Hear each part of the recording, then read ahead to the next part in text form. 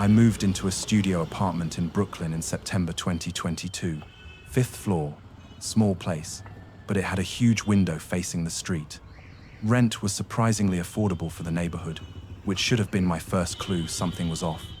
The building across the street was older, maybe 6 stories, with those classic New York fire escapes zigzagging down the facade.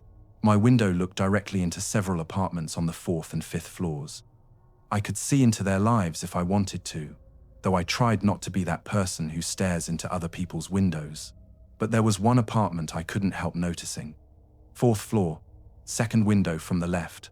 The lights were always on, every single night, and there was always someone standing at the window, a woman. She looked to be in her 30s, dark hair, pale. She'd stand there for hours, completely still, just staring out at the street. Sometimes I'd wake up at 3 in the morning, and she'd still be there, same position, like she hadn't moved at all. I mentioned it to my girlfriend Lisa when she stayed over the first weekend. She looked across the street and saw the woman standing there.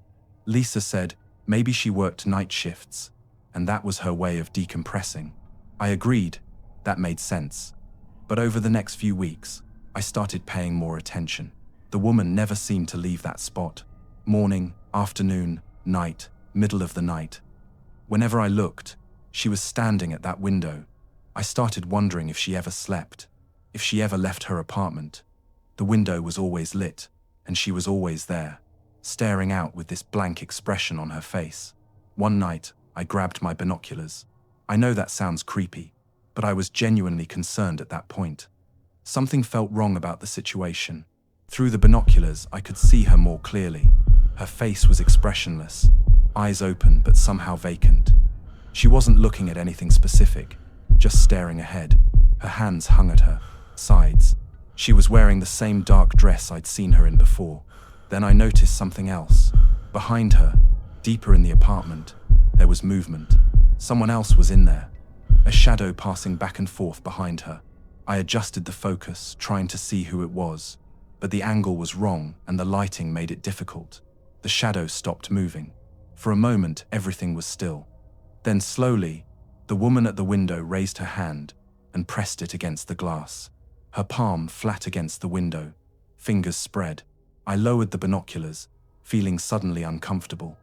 When I looked again without magnification, she was back in her normal position, hands at her sides, staring straight ahead. I told Lisa about it the next day. She suggested maybe the woman had some kind of condition. Maybe she was agoraphobic and standing at the window was how she connected with the outside world. Or maybe she had a caretaker, and that explained the shadow.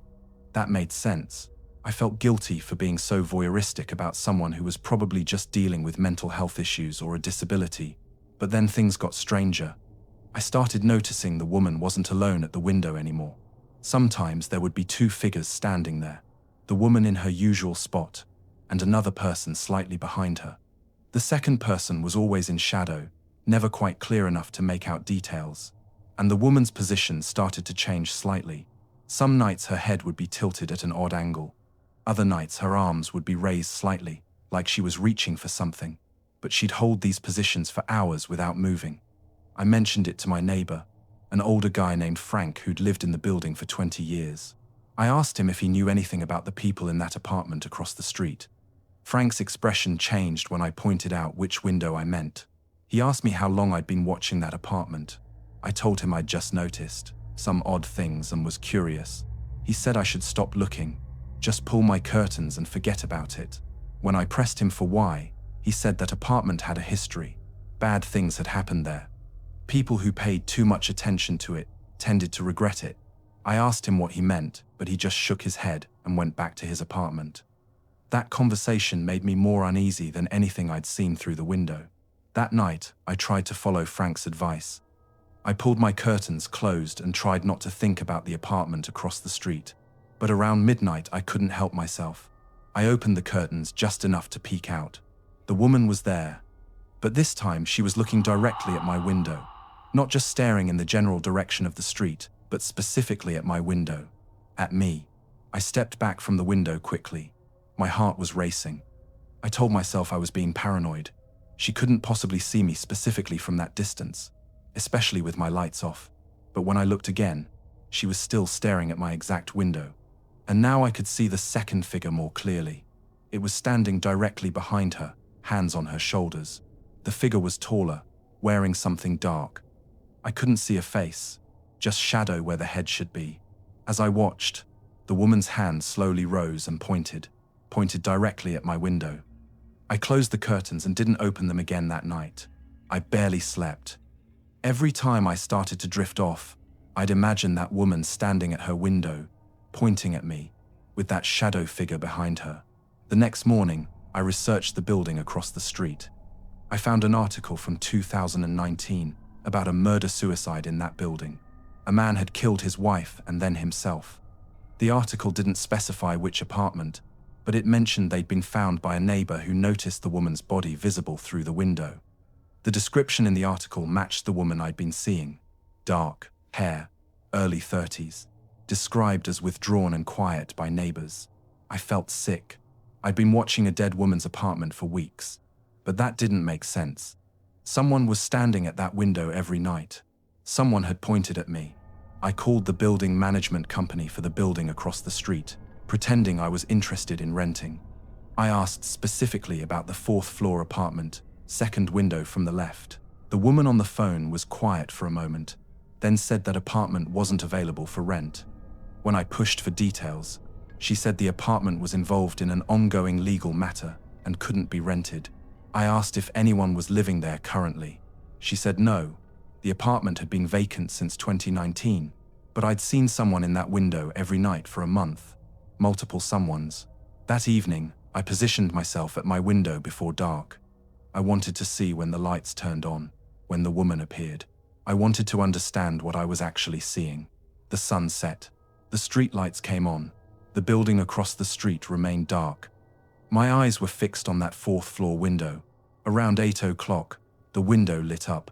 Not like someone flipping a switch, but gradually, like the light was seeping into the room from somewhere. And then she was there. The woman, just suddenly present at the window, like she'd materialized. She was in her usual position, standing still, staring out. Behind her, the apartment was dim, but I could make out basic shapes. Furniture, a doorway leading to other rooms. Then the shadow appeared. It moved from the doorway, crossing behind the woman, passing through the light near the window. For just a second, I saw it clearly. It wasn't a person. The proportions were wrong. Too tall, limbs too long. The head was an odd shape, not quite human. It moved behind the woman and stopped, positioning itself directly behind her, like it had before. I grabbed my phone and tried to take a photo, but my hands were shaking too badly. By the time I steadied myself and aimed the camera, the shadow had moved back into the darkness of the apartment. The woman remained at the window. As I watched, her head slowly turned, not toward the street anymore, but fully facing my direction. Her eyes locked onto my window, and then she smiled. A wide, unnatural smile that didn't match the blank expression in her eyes. I stumbled backward away from my window and knocked over a lamp. The crash echoed through my small apartment. When I gathered the courage to look out again, the lights in the apartment across the street were off. The window was dark. I called Frank immediately. I told him everything I'd seen. He listened quietly, then said he'd come up to my apartment. When he arrived, he looked across the street at the dark window. He asked me if I'd been using anything to look closer. I admitted I'd used binoculars a few times. Frank sighed. He said the building across the street had something in it. Not a ghost exactly, but something that fed on attention. The more you looked at it, the more it noticed you back. The woman I'd been seeing wasn't real. She was bait, and whatever was behind her was what you were really seeing when you watched too closely. He said several tenants in our building had made the same mistake over the years. They'd become fixated on that window, and eventually they'd see things they shouldn't, things that noticed them noticing. Frank told me to stop looking completely, board up my window if I had to, move to a different apartment, but under no circumstances should I look at that window again. I asked him what would happen if I did. He said the people who kept watching eventually couldn't stop. They'd stand at their windows for hours, watching the apartment across the street, and then one day, they'd be gone. Apartments left empty, belongings still there, but the tenant vanished. That night, I taped cardboard over my window. I couldn't afford to move yet. but wasn't going to risk looking across the street again. For a week, I kept the cardboard up. I slept better not being able to see out, but I kept thinking about what I'd seen. The woman's smile, the thing behind her with its wrong proportions.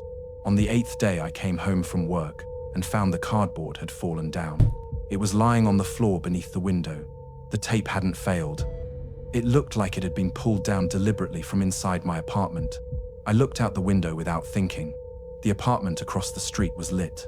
The woman was there, but now she was pressed against the glass, both palms flat against the window, face close to the glass, staring directly at my apartment with that same wide smile. And behind her, the shadow figure was clearer than ever, tall and wrong, with too many joints in its limbs, its head tilted at an angle that would break a human neck. I grabbed my essentials and left that apartment the same night. I broke my lease, took the financial hit, and moved in with Lisa temporarily. I never went back except once with 2 friends to pack my things in broad daylight. The window across the street was dark that day, but when we were leaving, I glanced up one more time.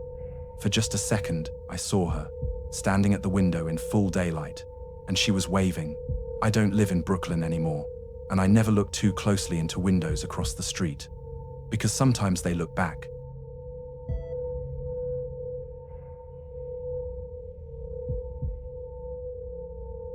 My friends and I rented a cabin in upstate New York for a long weekend in October 2023. There were 4 of us: me, my girlfriend Jenna, and our friends Marcus and his boyfriend David. We wanted to get away from the city, do some hiking, just decompress. The cabin was rustic but nice: 2 bedrooms, a decent kitchen, and a living room with huge windows overlooking the woods. The listing emphasized those windows: floor-to-ceiling glass on the entire back wall of the cabin, giving you a perfect view of the forest. We arrived Friday evening, just as the sun was setting. The drive up had taken longer than expected, and we were all tired. We unloaded the car, claimed our bedrooms, and made a quick dinner. After eating, we sat in the living room with the lights on, playing cards and drinking wine. The windows showed nothing but darkness and our own reflections.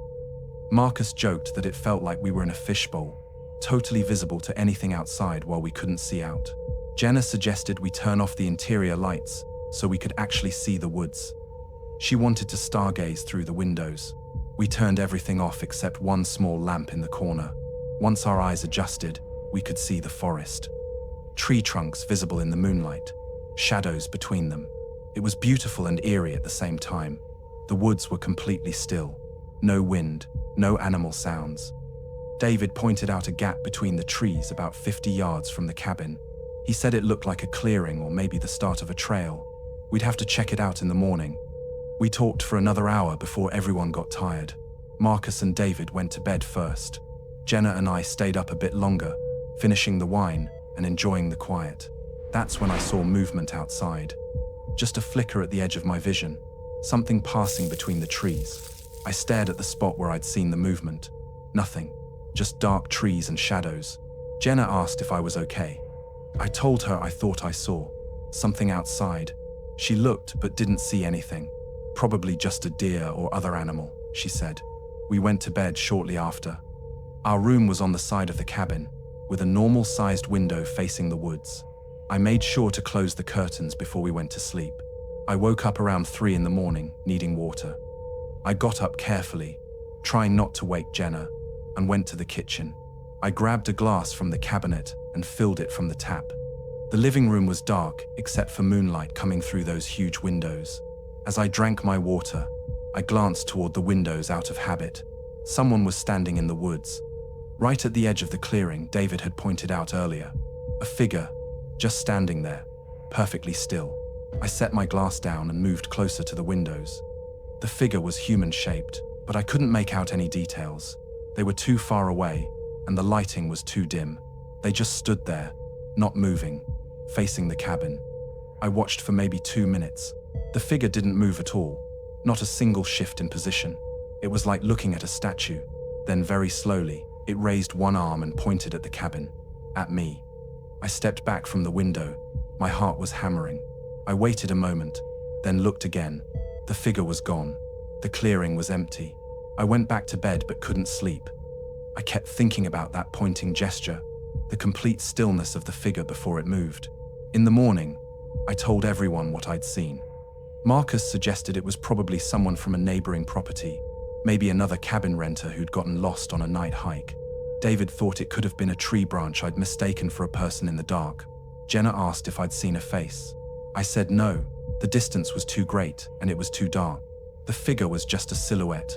We spent the day hiking and exploring the area. We found the clearing I'd seen. It was actually the start of an old trail that led deeper into the woods. There were no footprints or signs that anyone had been standing there recently. That night, we decided to have a fire in the fire pit outside. We roasted marshmallows and told ghost stories, joking about my mysterious figure in the woods. The mood was light and fun. Around 10 o'clock, Marcus said he needed to use the bathroom. He went inside while the rest of us stayed by the fire. A few minutes later, he called out to us from the cabin, his voice strained. We went inside. Marcus was standing in the living room staring out the big windows. He said we needed to see something. We joined him at the windows. At first, I didn't see anything unusual. Just the dark woods, same as before. Then David pointed. There were figures in the woods. Multiple figures, standing between the trees at various distances from the cabin. I counted 6 of them. All completely still, all facing the cabin. They were in the same spots where trees had been earlier. But now, I could see they weren't trees. The proportions were wrong. They were definitely human-shaped, but something about them was off. Jenna suggested we turn on the exterior lights. There was a switch by the door that controlled floodlights mounted on the cabin's exterior. Marcus flipped the switch.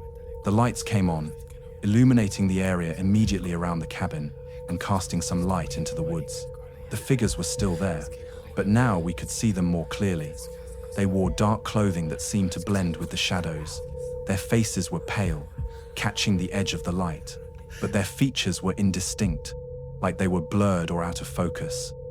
And they all stood in that same perfectly still way I'd seen the night before, like mannequins positioned in the woods. David said we should call the police. This was clearly trespassing, and it was threatening. Marcus agreed and pulled out his phone. No signal. None of us had cell service.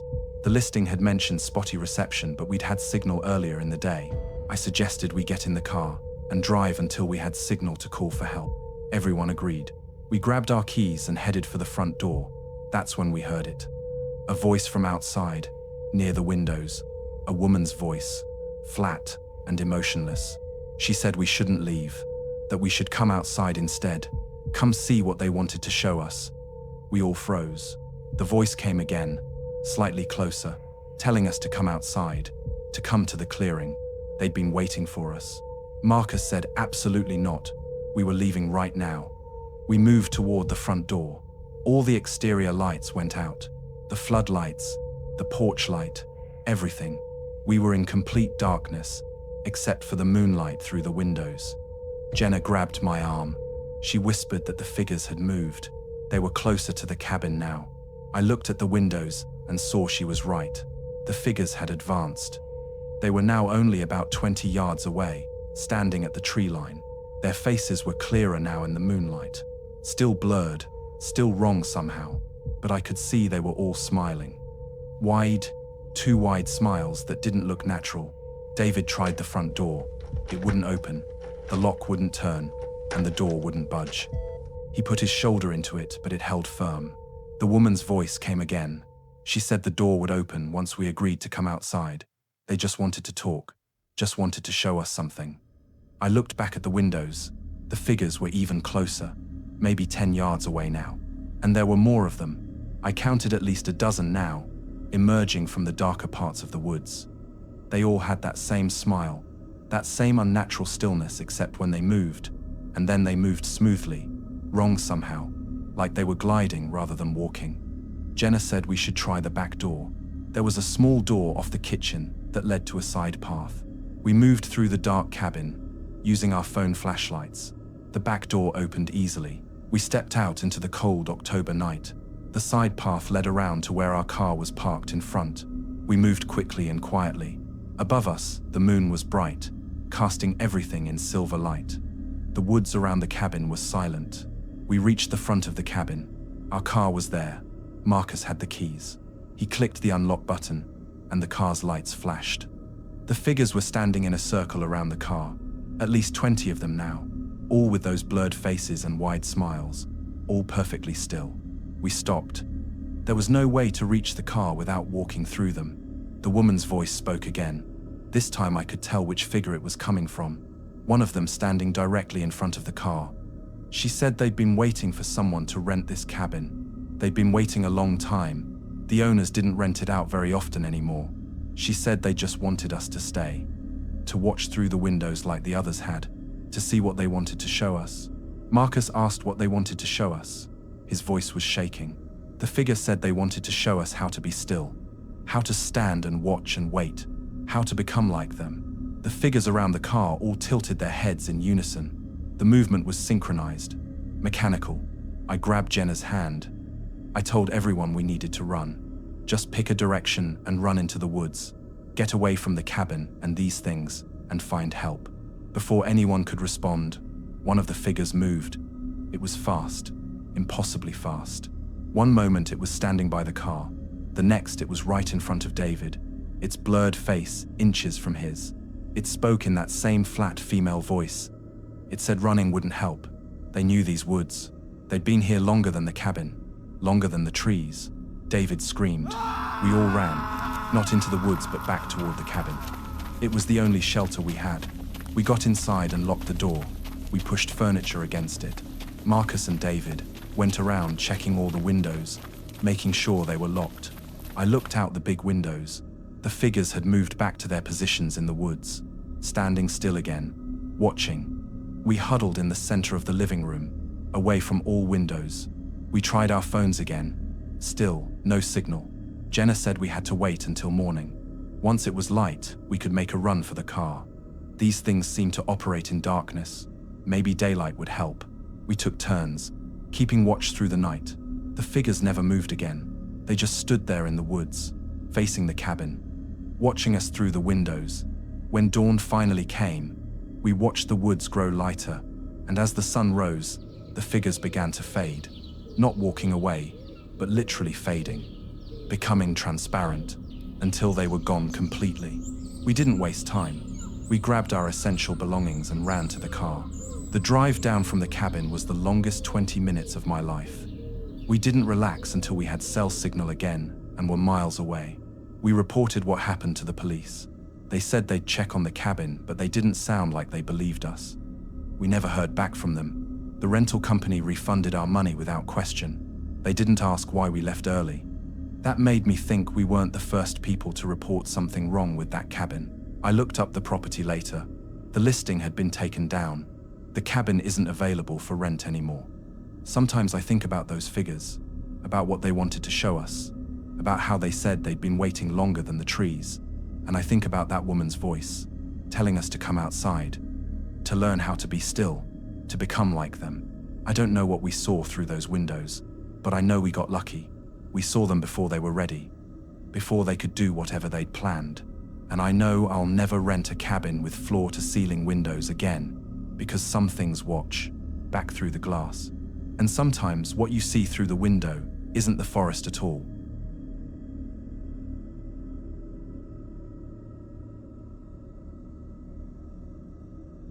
My grandmother spent her final weeks in a hospice care facility in 2021. Cancer.